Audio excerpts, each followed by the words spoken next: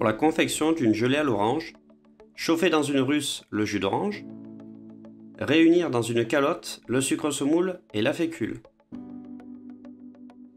prélever un peu de jus, dissoudre le sucre et la fécule et incorporer petit à petit le jus. Transvaser le tout dans la russe, porter à ébullition et cuire jusqu'à épaississement. Intégrer pour finir la gélatine.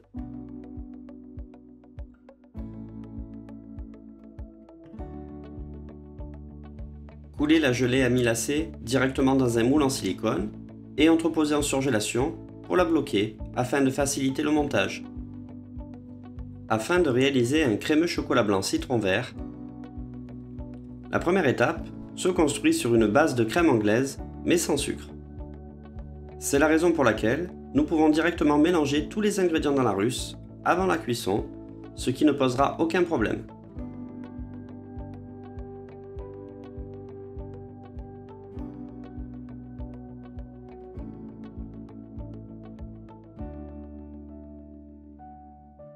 Veillez à mélanger les éléments immédiatement avant d'amorcer la cuisson, sous peine de voir apparaître l'apparition de petits grains.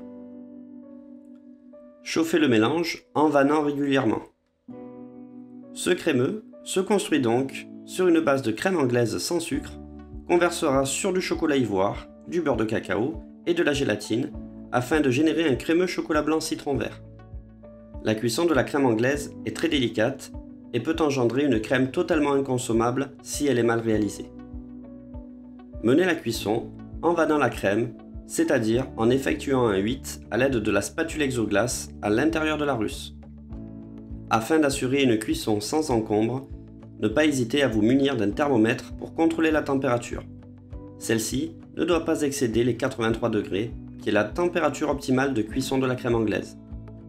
Au-delà de cette température, il y a un risque de coagulation non désirée des jaunes d'œufs, que l'on appelle la floculation. La cuisson est donc terminée, on peut donc passer à la réalisation du crémeux.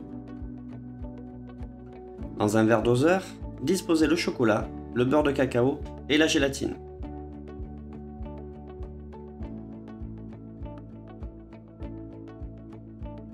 Versez la crème anglaise encore chaude dans le verre doseur. Homogénéisez l'appareil avec un mixeur plongeant. Une fois l'appareil parfaitement homogène,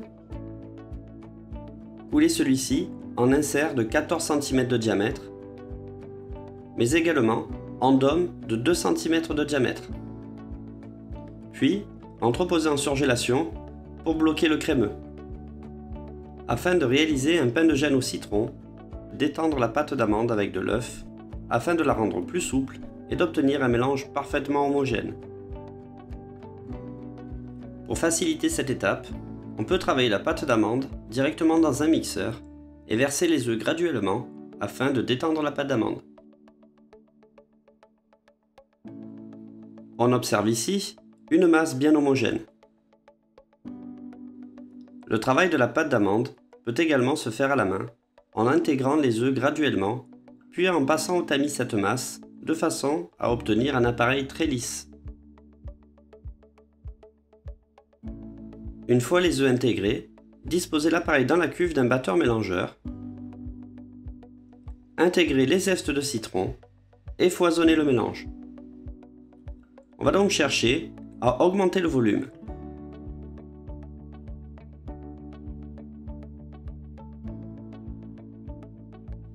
On observe ici une belle augmentation de volume avec une texture dite au ruban.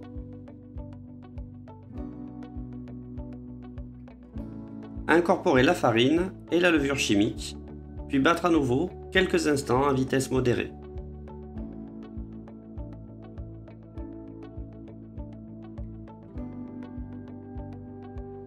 Intégrez pour finir le beurre fondu et mélangez à nouveau l'appareil.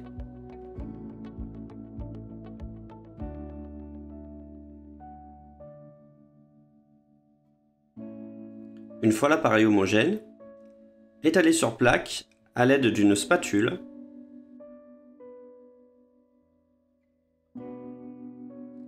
Enfournez le pain de gêne étalé sur plaque à 180 degrés durant 10 à 12 minutes. Afin de réaliser une crème mousseuse au citron, avant d'amorcer la cuisson, mélangez directement dans une russe le jus de citron, les zestes de citron, le sucre semoule et les œufs entiers.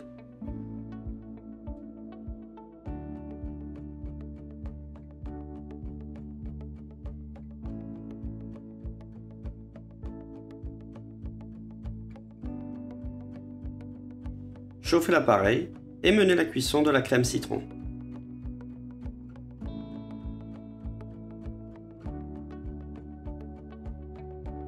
Nous sommes ici sur une cuisson de crème sans amidon. Il faudra donc prendre beaucoup de précautions. En effet, sans présence d'amidon, il y a un risque de flocculation des œufs, c'est-à-dire une coagulation non désirée. Mais on observera sur la recette qu'une crème avec de l'acidité et des œufs entiers peut supporter une chaleur plus intense. En outre, par transposition, lors de la réalisation d'une crème anglaise, le palier critique à ne pas dépasser, sous peine de voir les jaunes floculés, est de 83 degrés. Mais ici, on pourrait monter un peu plus haut, presque à 90 degrés, sans trop de risques. Les œufs entiers, et plus particulièrement la présence du blanc d'œuf couplé à de l'acidité, protègent les jaunes d'œuf et génèrent une texture semi-gélifiée. Durant la cuisson de la crème, ne jamais cesser de remuer, mais attention à ne pas battre. Nous réalisons ici une crème citron et pas un sabayon. Plus nous nous approchons de la fin de la cuisson, plus la crème devient épaisse. Aux alentours de 85-90 degrés, la crème termine sa cuisson.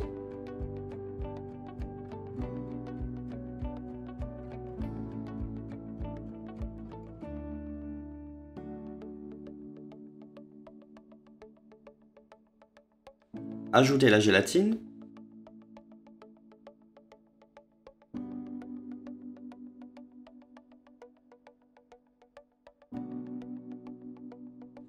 Débarrassez en calotte.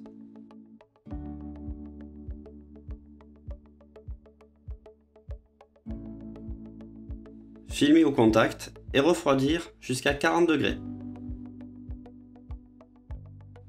Pendant le refroidissement, montez une crème fouettée très souple et réservée. À 40 degrés, intégrez le beurre froid, coupé en cubes, et lissez à l'aide d'un mixeur plongeant.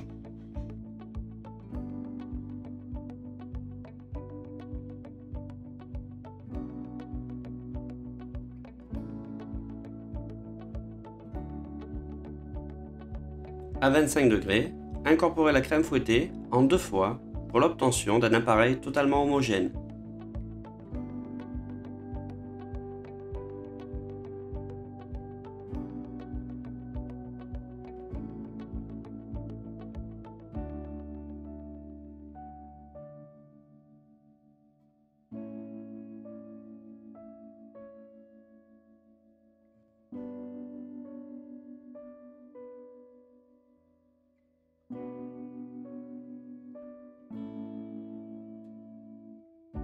Terminez le mélange à la maryse afin de bien décoller les restants de crème sur les parois de la calotte.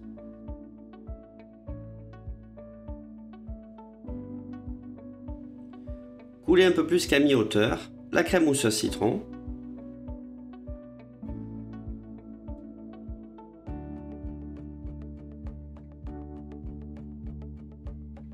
Démoulez et positionnez l'insert crémeux chocolat blanc citron vert bien au centre. Remettre un peu de crème et placer le disque de pain de gêne détaillé à 16 cm de diamètre.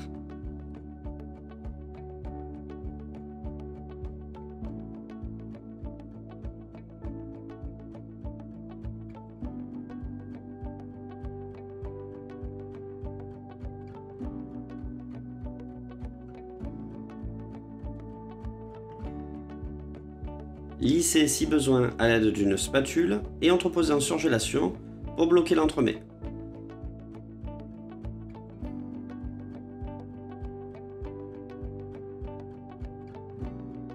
Garnir des moules à mini quenelle avec le restant de la crème mousseuse au citron afin de générer des éléments de décor. Une fois bloqué, démoulez l'entremets. Déposez quelques quenelles, puis les crémeux chocolat blanc citron vert.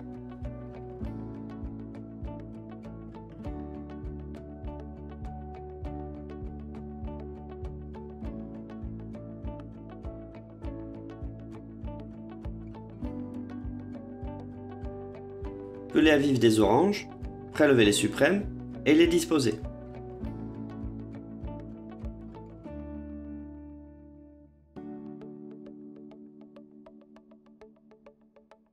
Nous utilisons ici du citron caviar qui possède une multitude de vésicules acidulées.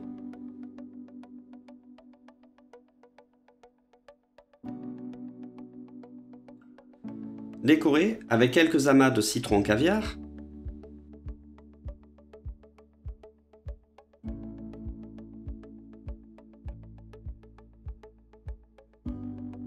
intégrez quelques zestes de citron vert,